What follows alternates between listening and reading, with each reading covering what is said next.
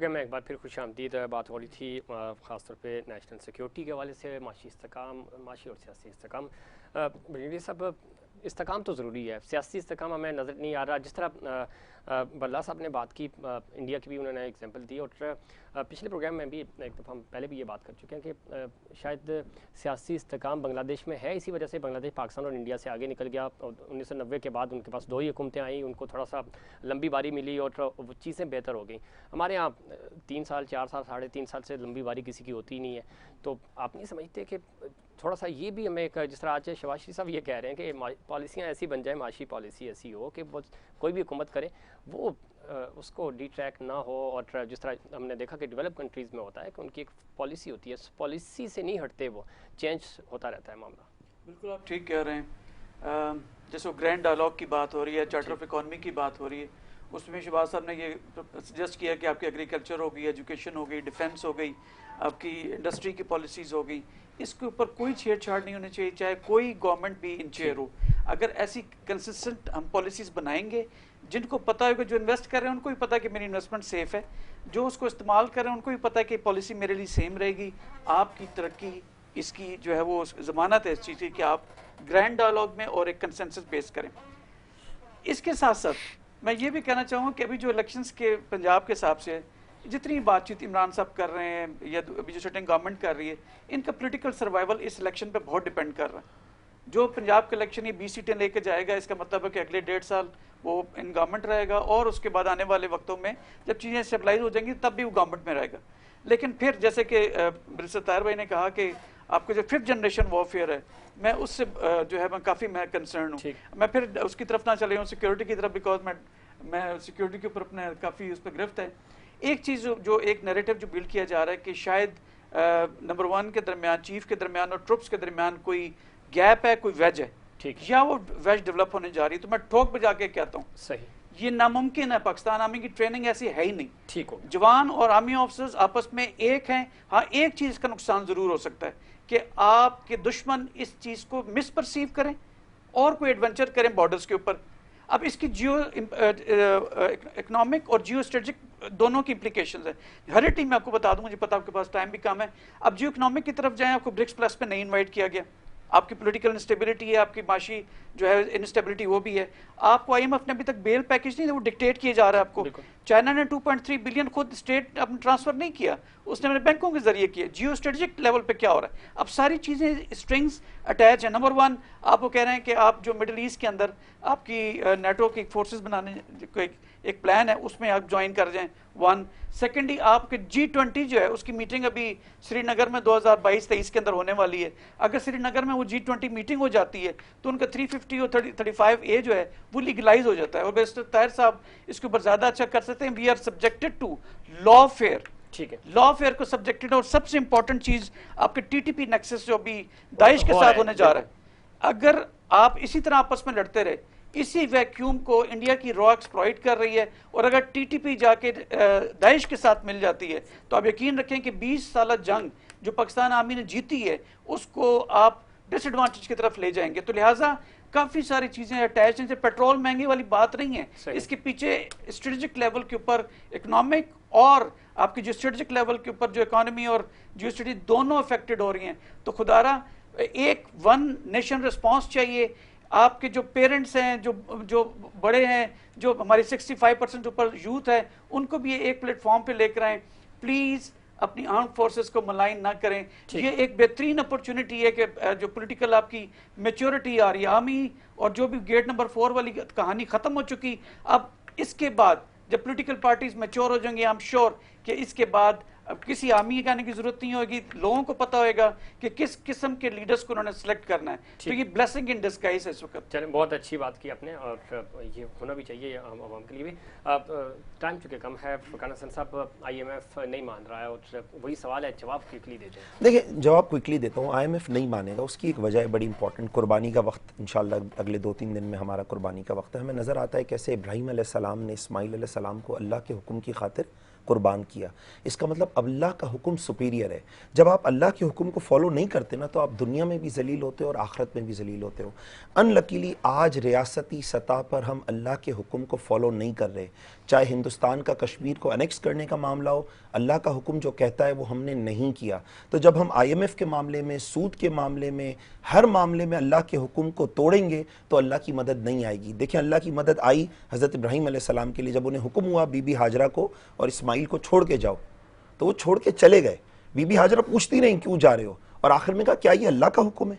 ये क्लैरिटी उम्मत के अंदर मिस हो रही है, चाहे वो आर्म फोर्सेस हों, चाहे वो रियासती इदारे हों, वो मिस कर रहे हैं ये बात कि आप अल्लाह के हुक्म को तोड़कर सुरखरू नहीं हो सकते। जिल्लत मुकद्दर रहेगी जब तक अल्लाह के हुक्म को फॉलो नहीं करेंगे। इतनी सी बात है। बड़ी ज़बरदस्त बात की आपने हुसैन थे। बस आप चूँकि तख्ते लाहौर की बात हो रही है, मज़हर बल्ला साहब से मैं इनपुट लूँगा, लेकिन चाह रहा हूँ पहले आप अपना इनपुट दें।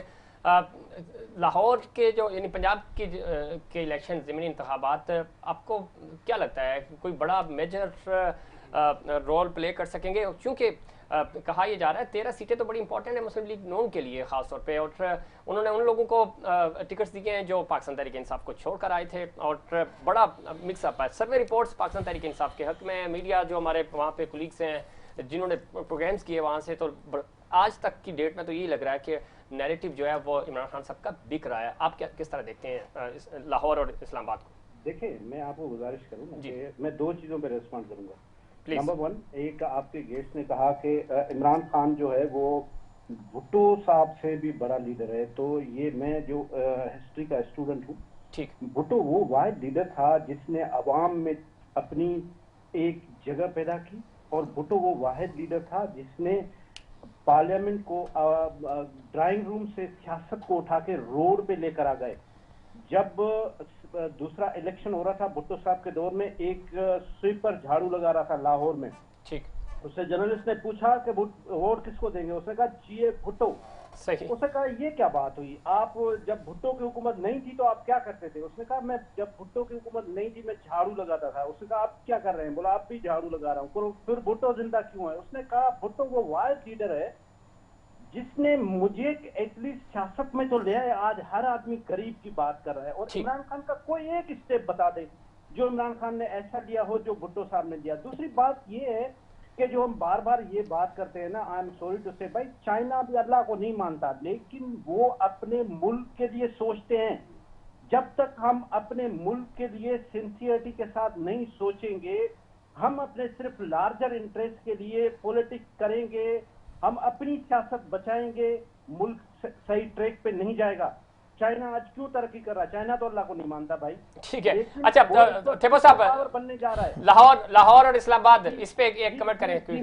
मैं लाहौर में आ रहा हूँ। लाहौर में पहली बात तो ये है कि जो आप फरमा रहे हैं कि इस वक्त जो इमरान खान साहब के कैंडिडेट हैं वो स्ट्रांग है। जो मेरी इत्तला है वो ये है कि इमरान खान साहब के पास स्ट्रॉन्ग कैंडिडेट नहीं है, और इमरान खान साहब लाहौर में बुरी तरह से हार रहे हैं। अभी ये तो इलेक्शन बताएगी, लेकिन लाहौर की जो 4 सीटें हैं उनमें 2-2 का मुकाबला है। 2 इस वक्त तक के जो आ रही हैं, 2 नून को मिल जाएंगी और 2 PTI को। बाकी जो पंजाब है उसमें लीड ले रही है पाकिस्तान तहरीक इंसाफ। मैं नहीं समझता कि ठीक है, ये मेरा पर्सनल ओपिनियन है, ठीक है, कि मैं नहीं समझता कि कोई 2 सीट इमरान खान। चले, ठीक, आपका इनपुट आ गया। मज़हर बल्ला साहब आप बताइएगा, एक तो क्या पस पर्दा कोई राब्तों की भी बातें हो रही हैं, सही खबर क्या है पिंडी और इस्लामाबाद की? और दूसरा ये ज़िमनी इंतखाबात कितना डंड डालेंगे? अगर पाकिस्तान तहरीक इंसाफ 12-15 सीटें ले गई तो पंजाब और इस्लामाबाद पे।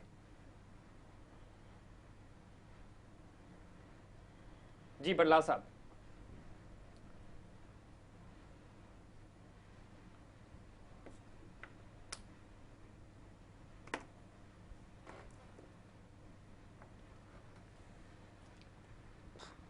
बल्ला साहब आपकी ऑडियो हम तक नहीं पहुंच पा रही, मैं दोबारा आपकी तरफ आऊंगा। बैरिस्टर अली थाइड साहब, मामलात चूँकि जब कानून की बात करते हैं, इलेक्शन कमीशन की बात करते हैं, रिफॉर्म्स की बात करते हैं, रिफॉर्म्स तो हो नहीं सके। नई हुकूमत जो रिफॉर्म्स कर रही है वो अपनी मर्जी के कर रही है, और दूसरी तरफ पाकिस्तान तहरीक इंसाफ के दौर में रिफॉर्म्स हो ही नहीं सके।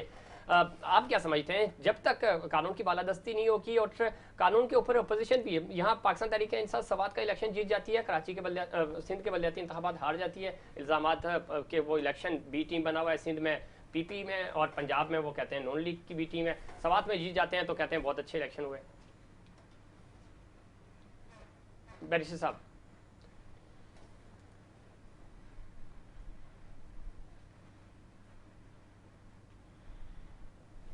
वैसे साहब की आवाज़ भी नहीं आ रही, टेक्निकल कोई इशू आ रहा है।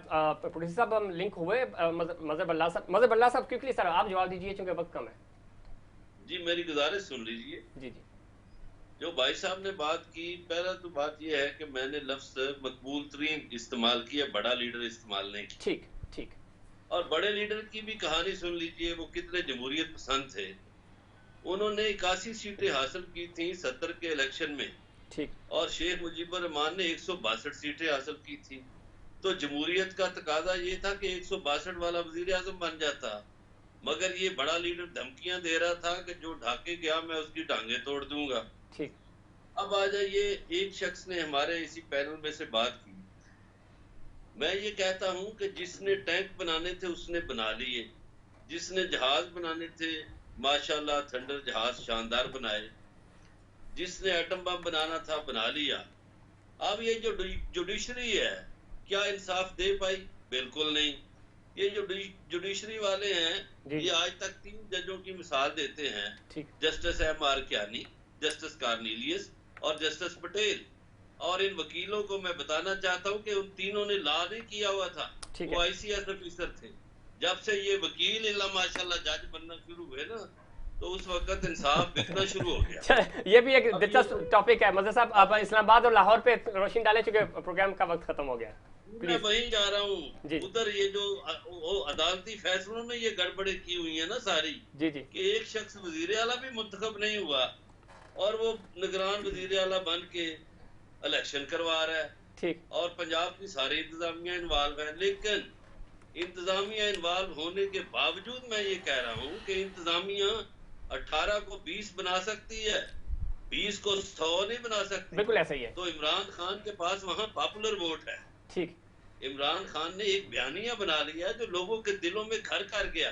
ये समझ नहीं आ रही हमारे, और ये जो मुआशी कहते हैं ना डायलॉग हो, तो भाई शहबाज शरीफ साहब, अगर आपको ये मुल्क इतना अजीज है तो अपने भाई साहब से कहो ना दौलत ले आए इस मुल्क में। ठीक है, बहुत शुक्रिया बैरिस्टर साहब, आपसे मातरत और बाकी चारों मेहमानों का बहुत शुक्रिया। प्रोग्राम का वक्त खत्म हो गया। नाज़रीन, ये था हमारा आज का प्रोग्राम। उम्मीद करता हूं दीगर प्रोग्राम की तरह आज का प्रोग्राम भी आपको पसंद आया होगा। मुझे और इनसाइड पाकिस्तान की पूरी टीम को दीजिए इजाजत। अल्लाह निगहबान।